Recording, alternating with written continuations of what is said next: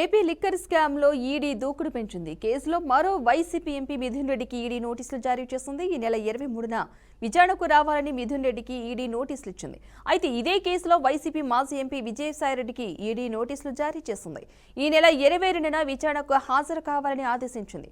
2019-24 మధ్యం విధానంలో భారీగా లంచాలు, నిధుల మళ్లింపు ఆరోపణలపై ఈ దర్యాప్తు అయితే జరుగుతోంది. ఈ వ్యవహారంలో ఇప్పటికే పలువురిని విచారించగా తాజాగా మిథున్ రెడ్డి, విజయసాయిరెడ్డికి నోటీసులు రావడం కలకలం రేపుతోంది.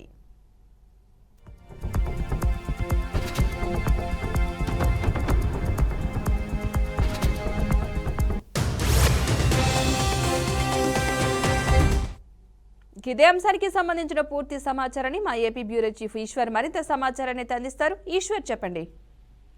ఏపీ నిక్కర్ స్కామ్ కు సంబంధించి ఈడీ లోతైన దర్యాప్తు చేస్తుంది. ఇప్పటికే కీలకమైన ఆధారాలు కూడా సేకరించినట్టు మనకు సమాచారం వస్తుంది.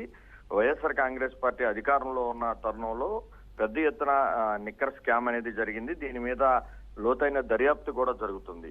తాజాగా వైసీపీ ఎంపీ మిథున్ రెడ్డి కూడా నోటీసులు జారీ చేసింది ఈడీ. ఈ నెల 23న విచారణకు హాజరు కావాలంటూ కూడా మిథున్ రెడ్డికి నోటీసులు జారీ చేసిన పరిస్థితి కనిపిస్తుంది.